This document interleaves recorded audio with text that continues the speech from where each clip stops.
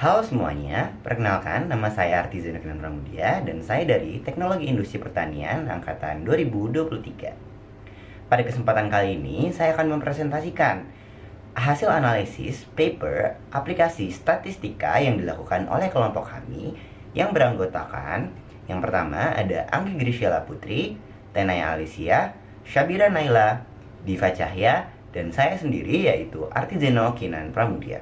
Nah, paper yang kami ambil berjudul Quantitative Search Detection of Aflatoxin B1 in Edible Crude Palm Oil Using Quechers Combined with Chemometrics.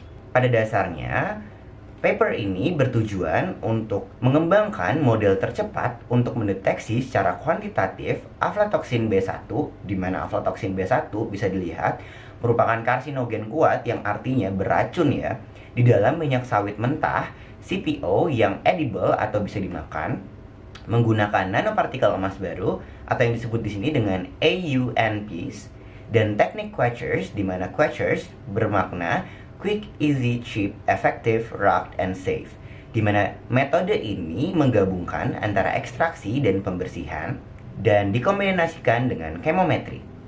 Nah, kombinasi ini akhirnya dapat meningkatkan kemampuan search dan sensitivitasnya dalam kondisi lapang.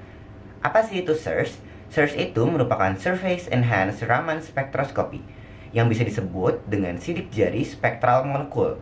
Artinya, kita bisa mensidik jarikan suatu molekul dengan cara membiaskan cahaya kepada molekul-molekul tersebut, di mana molekul itu akan meninggalkan sidik jari ketika kita lakukan metode search, dan sidik jari itulah yang bisa kita gunakan untuk menganalisis bagaimana bentuk-bentuk molekul tersebut dan apa aja molekul yang terdapat di dalamnya. Nah, di dalam paper ini akhirnya ada 5 model yang diuji. Pertama ada partial least square. Nah, partial least square ini merupakan metode dasar yang akan diuji, di mana partial least square ini akan dikembangkan dan digabungkan dengan metode-metode lainnya. Seperti contohnya di sini terdapat genetic algorithm atau GAPLS. Lalu juga ada successive projections algorithm, di mana digabung menjadi SPAPLS. Lalu ada the bootstrapping shrinkage atau digabung menjadi BOSSPLS, dan Ant Colony Optimization atau ACOPLS. Nah, di dalam paper ini kita akan menguji data-data yang digunakan di dalam paper tersebut. Nah, di dalam statistika sendiri, dalam menganalisis data, kita ada 3 fokus utama. Yang pertama adalah jenis data. Jenis data ini mencakup sifat, sumber, dan waktu pengumpulan dari data tersebut. Lalu juga ada alasan pengumpulan data, lalu juga ada penyajian data. Nah, yang pertama terdapat pembuatan AUNP di dalam paper ini, di mana AUNP akhirnya menjadi suatu bahan utama yang digunakan untuk mendeteksi aflatoxin B1 tadi. Nah, pembuatan AUNP ini keefektifannya itu diuji menggunakan korelasi koefisien antara set kalibrasi atau disebut dengan RC, lalu set pengujian atau RP, lalu nilai akar rata-rata kuadrat kesalahan prediksi atau disebut dengan RMSEP, dan akar rata-rata kuadrat dari kesalahan validasi silang atau disebut dengan RMSECV.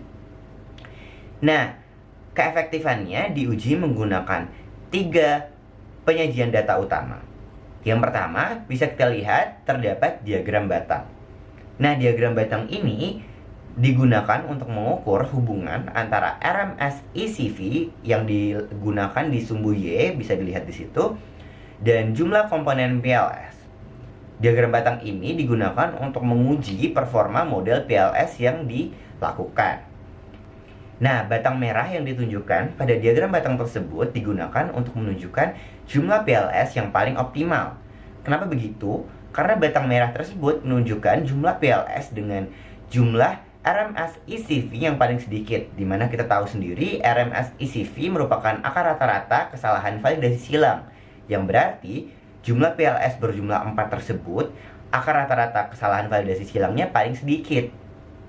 Lalu terdapat juga scatter plot, di mana scatter plot ini di garis diagonal Y sama dengan X-nya itu mewakili prediksi sempurna. Nah, di scatter plot ini akhirnya bisa dilihat nih seberapa dekat titik-titik dengan garis diagonal tersebut, di mana semakin dekat berarti datanya semakin akurat. Dalam scatter plot ini juga didapatkan nilai-nilai RP, RC, RMS ECV, dan RMS EP. Di mana bisa kita lihat nilai RP dan RC-nya mendekati satu sama lain, yaitu berjumlah 0,9614 untuk RC dan 0,9678 untuk RP. Dan bisa kita lihat juga RMS ECV dan RMS EP-nya cukup kecil nih, dan mendekati satu sama lain juga, yang berjumlah 0,477 untuk RMS ECV-nya dan 0,432 untuk nilai RMS EP-nya. Lalu kita lanjut ke data terakhir, yaitu data histogram.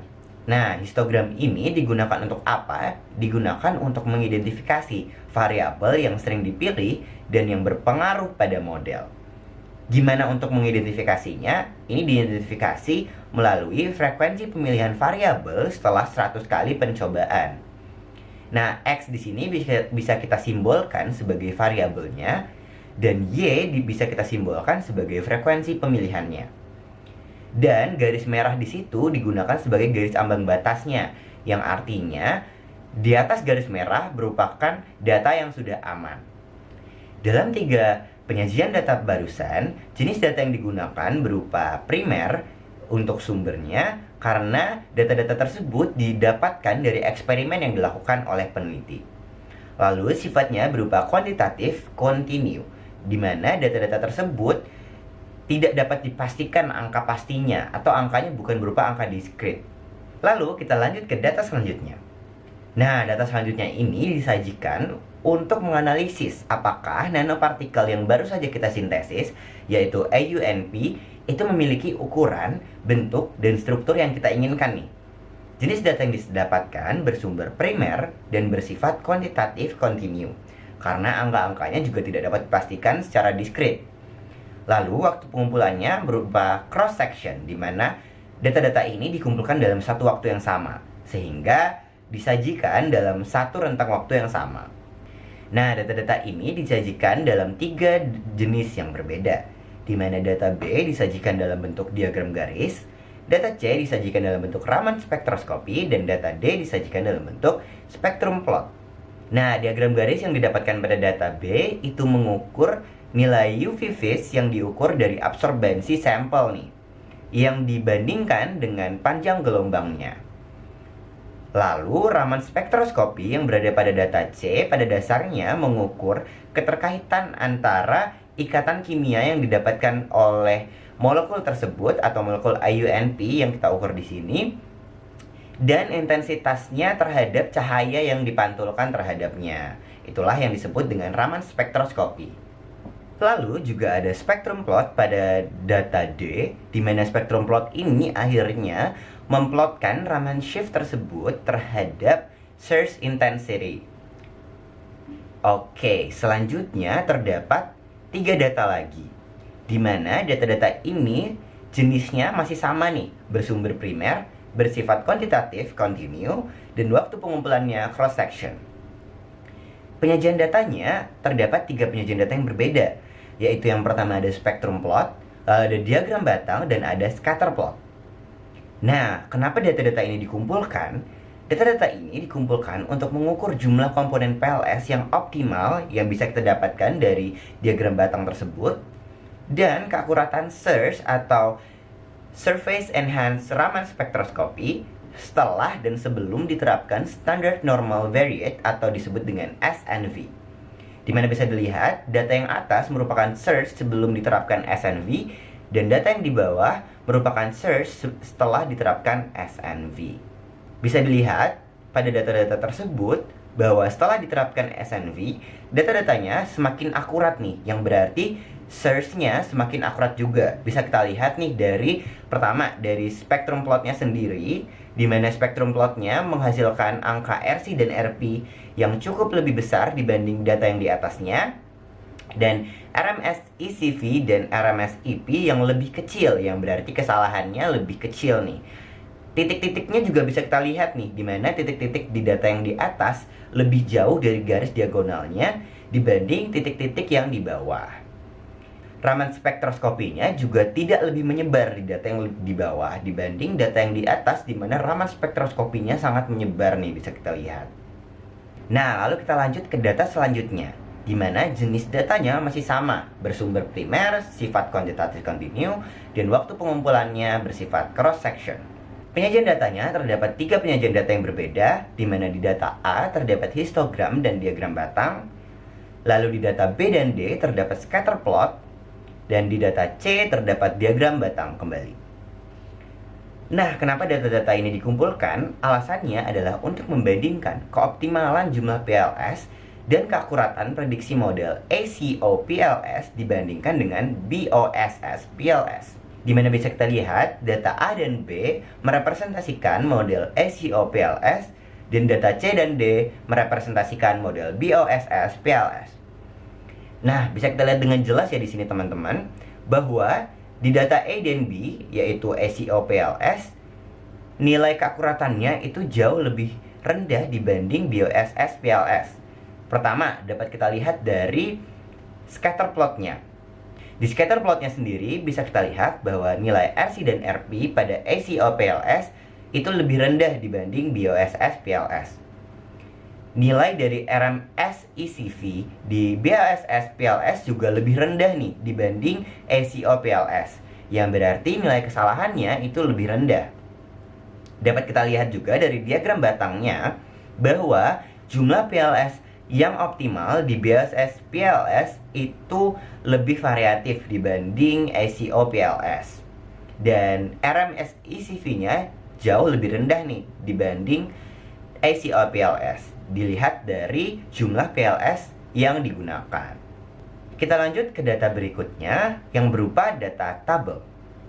Nah, jenis data yang digunakan bersumber primer lagi dan sifatnya kuantitatif namun diskrit nih, karena angkanya berupa angka yang pasti dan bukan berupa angka yang kontinu nih teman-teman. Nah, kenapa data ini dikumpulkan?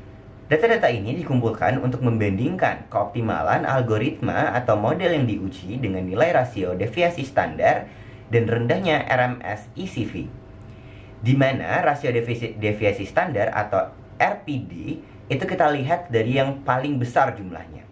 Yaitu bisa kita lihat di sini yang paling besar jumlahnya terdapat pada model BOSS. Lalu juga kita lihat dari rendahnya nilai RMS ECV, yang berarti model tersebut nilai kesalahannya paling kecil nih, yang bisa kita dapatkan juga dari nilai BOSS.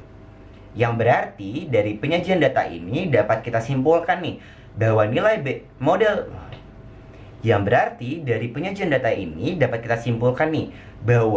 model BOSS itu menghasilkan hasil yang paling optimal atau model yang paling optimal dalam memprediksi aflatoksin B1 karena nilai kesalahannya paling rendah dan nilai rasio deviasi standarnya paling tinggi di antara model-model lainnya. Yang berarti BOSS itu cocok untuk digabungkan dengan PLS dan juga cocok untuk kita gabungkan dengan metode Quechers yang tadi kita baru saja sebutkan. Kita lanjut ke data berikutnya, di mana terdapat penyajian data tabel lagi, di mana jenis-jenis datanya bersumber sekunder karena didapatkan dari studi-studi pustaka lain yang tidak berupa eksperimen langsung ya teman-teman. Lalu juga bersifat kuantitatif yang berangka kontinu karena berupa rentang nih angkanya nih. Nah, tabel ini digunakan untuk membandingkan nih metode sensor IUNP berbasis search yang kita lakukan pada penelitian ini dengan metode-metode lainnya dalam mendeteksi aflatoksin B1 di minyak kelapa sawit. Nah, perbandingannya itu kita lakukan dengan limit of detection, di mana limit of detection ini adalah suatu pengukuran seberapa rendahnya suatu metode dapat mengukur molekul-molekul yang ada di dalam suatu bahan nih teman-teman. Dimana kita bisa lihat dari tabel tersebut, Search Based AONP Sensor atau sensor AONP berbasis search yang dilakukan dalam penelitian ini mendapat nilai LOD terendah, yang artinya nilai metode ini dapat mengukur dengan limit of detection paling rendah atau paling sensitif dalam pengukuran molekul-molekul yang terdapat dalam suatu bahan, yang dimana di sini kita mendeteksi aflatoksin B1 di minyak kelapa sawit. Dari analisis yang sudah kita lakukan terhadap paper ini, dapat kita simpulkan bahwa paper ini menyajikan 6 jenis penyajian data. Yang pertama ada diagram batang, lalu histogram, diagram garis, scatter plot, rekaman spektroskopi, dan ada tabel. Kesimpulan penelitian ini yaitu penggunaan AUNP dikombinasikan dengan metode Quechers dan algoritma BOSS-PLS dinilai paling efektif dalam mendeteksi aflatoksin B1 di CPO atau minyak kelapa sawit dengan nilai RPD yang paling tinggi dan RMS-ECV atau nilai kesalahan yang paling rendah. Sekian analisis dari paper barusan. Semoga dari analisis paper barusan bisa menyadarkan kita seberapa penting penyajian data dalam statistika untuk dapat mengecek keakuratan data-data yang kita peroleh dan untuk dapat mengkompilasikan data-data yang kita peroleh dengan lebih efektif dan lebih efisien untuk dapat kita analisis selanjutnya.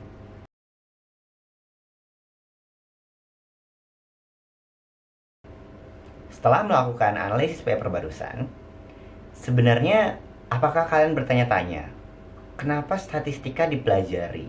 Apalagi pada bidang industri pertanian yang seharusnya hanya mengurus tentang pangan. Tapi pada dasarnya ketika kalian sudah mendalami statistika itu sendiri, ternyata ilmu-ilmu yang digunakan pada statistika sangat membantu khususnya pada bidang teknologi industri pertanian. Kenapa begitu? Mari kita cari tahu. Dalam bidang teknologi industri pertanian, terdapat banyak data-data yang krusial dalam melakukan pengobservasian terhadap produk-produk pertanian. Apalagi kita tahu sendiri bahwa bahan-bahan pertanian itu merupakan bahan-bahan yang rentan untuk mati atau rentan untuk rusak. Maka kita memerlukan data-data dari bahan-bahan tersebut untuk dapat kita analisis agar kita bisa memperpanjang usia hidupnya atau usia ketidakrusakannya. Dalam statistika sendiri, seperti yang sudah kita pelajari pada saat kita SMA, terdapat beberapa tools-tools bantuan untuk kita dapat menganalisis data-data. Seperti terdapat min untuk kita dapat merata-ratakan suatu data yang berjumlah banyak, di mana min ini sendiri terdapat dua, yaitu aritmatik dan min terbobot. Lalu terdapat juga yang disebut dengan median, di mana dari median itu sendiri kita bisa melihat nih nilai tengah dari data yang kita sajikan ketika data tersebut memiliki rentang yang cukup besar ataupun rentang yang kecil. Nah, terdapat juga kuartil untuk bisa membagi data tersebut dalam kuartil-kuartil yang lebih kecil daripada median. Lalu terdapat juga modus, di mana modus ini untuk kita bisa menganalisis data mana sih yang paling sering muncul. Di mana modus ini nantinya bisa kita sajikan dalam bentuk histogram misalnya, untuk bisa menyajikan data-data yang sering muncul dalam frekuensi tertentu. Nah, dalam menganalisis suatu data tersebut, kita juga bisa melihat nih jangkauan datanya, di mana jangkauan ini merupakan selisih dari data terbesar dikurangi data terkecil.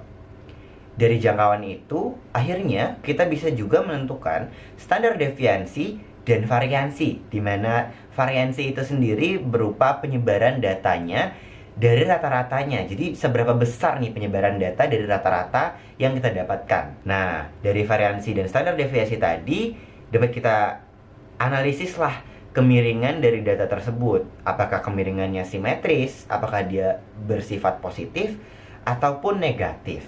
Hal yang paling menarik dari statistika pada bidang teknologi industri pertanian berupa peluang. Dalam peluang, ternyata semua kejadian yang bisa terjadi itu dapat kita angkakan atau dapat kita rasionalisasikan dalam bentuk peluang, di mana terdapat peluang suatu kejadian itu bisa terjadi ataupun peluang suatu kejadian itu tidak terjadi. Nah, di dalam peluang ini akhirnya kita bisa mengkotakkan nih apa aja hal-hal yang menjadi anggota dalam kejadian tersebut dan berapa banyak anggota di dalam suatu ruang sampel. Semisal, kita contohkan dalam pelemparan sebuah dadu. Misalnya kita ingin mendapatkan dadu yang berangka 2. Nah, dadu yang berangka 2 ini bisa kita sebut sebagai anggota dalam suatu ruang kejadian tersebut. Bagaimana dengan anggota ruang sampelnya? Anggota ruang sampelnya adalah berapa banyak anggota dalam sampel atau dadu tersebut, yang berarti 6 anggota. Nah, hal tersebut bisa dibagi, di mana anggota kejadian tadi yaitu 1, berarti kan dalam satu dadu kita bisa mendapatkan 1 angka 2, dibagi dengan anggota ruang sampelnya yaitu 6. Berarti peluangnya dapat kita dapatkan sebesar 1/6. Dalam peluang ini terdapat banyak sekali aturan-aturan yang bisa kita gunakan untuk mempermudah kita mempeluangkan suatu kejadian berdasarkan sifat dari kejadian itu sendiri. Seperti terdapat aturan perkalian, di mana kita bisa menggabungkan peluang dua kejadian, baik itu independen, di mana tidak saling terikat atau merupakan suatu kejadian yang saling bebas antara satu sama lain, ataupun dependent, merupakan kejadian yang saling terikat nih, di mana kejadian A dan kejadian B terdapat hubungan yang signifikan antara sesamanya. Lalu juga ada seperti peluang bersyarat, di mana terjadinya kejadian A itu hanya bisa terjadi jika diketahui kejadian B telah terjadi. Nah, aturan-aturan tersebut pada dasarnya akan mempermudah kita untuk menyesuaikan sifat-sifat kejadian yang terjadi. Nah, ketika kita sudah memahami makna dari peluang dan bagaimana saja kita bisa mempeluangkan suatu kejadian, kita akan dikenalkan dengan yang namanya variabel random. Variabel random adalah suatu upaya kita memberikan harga angka kepada setiap elemen ruang sampel. Nah, variabel random ini terdapat dua jenis, yaitu variabel random discrete, di mana memiliki kemungkinan nilai yang berhingga banyaknya, berarti bisa kita ukur nih, berhingga banyaknya. Lalu juga ada terdapat variabel random continue, yang nilainya tidak berhingga banyaknya. Variabel random discrete sendiri dapat kita gunakan untuk angka-angka discrete atau ruang sampelnya bersifat discrete. Di mana artinya angka-angka dari peluangnya dapat kita ukur atau bisa kita bilang sebagai bilangan yang bulat. Nah, variabel random discrete ini juga memiliki banyak jenis tergantung dari jenis sifat kejadian yang kita ukur. Seperti terdapat percobaan Bernoulli, di mana hanya terdapat dua hasil, antara berhasil atau sukses, atau tidak sukses atau gagal. Yang berarti peluang berhasil didefinisikan sebagai P dan peluang gagal didefinisikan sebagai Q, di mana Q merupakan 1 dikurangi P atau peluang berhasilnya. Nah, dari Bernoulli ini melahirkan banyak jenis-jenis distribusi variabel random discrete, seperti distribusi variabel random binomial, di mana binomial berarti kita hanya melakukan satu percobaan Bernoulli. Lalu juga terdapat variabel random geometri, di mana percobaan Bernoulli tadi akan diulangi berkali-kali hingga kita mendapatkan suatu peluang yang sukses. Dalam jenis variabel random geometri ini menurut saya sangat menarik, karena variabel random geometri ini ketika kita aplikasikan dalam industri pertanian, kita dapat menganalisis nih, berapa banyak kita harus melakukan percobaan dalam menanam suatu tanaman yang sekiranya masih tidak bisa kita ukur nih, apakah dia bakal tumbuh atau tidak. Sampai kita lakukan, sampai kita bisa mendapatkan suatu penanaman yang sukses. Dan dari percobaan tersebut, akhirnya kita bisa menganalisis lah bagaimana dan pada percobaan keberapa akhirnya kita bisa mendapatkan tanaman yang tumbuh dengan sukses atau tumbuh dengan subur. Lalu terdapat juga hipergeometri, di mana populasi N sebanyak K sukses itu tanpa pengembalian, dan Poisson, yang dimana banyaknya suatu kejadian itu akan diukur dengan waktu. Lalu terdapat juga distribusi variabel random continue. Terdapat distribusi uniform dan distribusi normal. Nah, di dalam distribusi normal ini yang menarik, teman-teman. Kenapa begitu? Karena distribusi normal pada dasarnya kejadian-kejadian yang di alam itu seringkali berdistribusi normal. Kenapa? Distribusi normal itu akan membagi suatu kurva yang berbentuk seperti lonceng, di mana kurva ini akan membagi secara simetris sisi kanan dan sisi kiri bernilai setengah dan setengah. Dan sisi setengahnya yang berupa puncak dari lonceng tersebut itu berupa rata-rata, median, dan modus sekaligus. Artinya dengan distribusi normal ini kita akan bisa mendapatkan objektivitas dalam penilaian, karena kita berpusat pada nilai rata-rata populasi atau rata-rata suatu data yang akhirnya kita bisa membagi data tersebut secara simetris dengan berpusat terhadap rata-rata tersebut. Nah, distribusi normal ini pada dasarnya bisa digunakan pada banyak hal, teman-teman. Seperti kita mendistribusikan rata-rata lamanya waktu suatu jagung itu bisa rusak misalnya. Nah, karena kita sudah mendapatkan rata-ratanya, kita bisa mendistribusikan secara adil antara waktu yang lama dan waktu yang singkat. Setengah-setengah, teman-teman. Dalam distribusi normal ini, kita juga bisa melakukan standarisasi dari nilai yang kita dapatkan. Disebut dengan distribusi normal standar. Dalam distribusi normal standar, kita menggunakan nilai Z. Dan distribusi normal standar ini hanya bisa kita terapkan ketika min dari distribusi normal bernilai 0 dan deviasi standarnya bernilai 1. Dalam standarisasi ini, kita bisa melihat dari tadinya, misalkan terdapat rata-rata 2 buah data. Semisal rata-rata tinggi jagung dan rata-rata tinggi dari gandum. Secara rata-rata, tinggi jagung akan lebih tinggi dibanding tinggi gandum. Tapi ketika kita standarisasi dan kita lihat dari faktor sampel-sampelnya, bisa didapatkan bahwa tinggi gandum bisa saja lebih tinggi dibanding tinggi dari jagung. Karena kita sudah melakukan standarisasi di sana, di mana standar tinggi gandum dari sampel-sampel yang telah kita dapatkan ternyata lebih tinggi dari standar tinggi jagung yang telah kita dapatkan. Jadi banyaknya tools-tools yang terdapat pada statistika untuk kita bisa menganalisis suatu data. Tentunya dapat dilihat seberapa penting statistika untuk dapat menganalisis data-data yang terdapat di teknologi industri pertanian. Hal ini tidak berlaku hanya untuk bahan-bahan pertanian yang sedang kita analisis. Karena ini merupakan suatu industri, kita juga bisa menganalisis pola industri pertanian tersebut, baik dari sumber daya manusianya, pemasarannya, ataupun dari teknologi-teknologi yang kita gunakan. Dari segala faktor-faktor yang mendukung industri pertanian, kita akhirnya bisa menganalisis data-data tersebut secara statistikal atau secara efektif.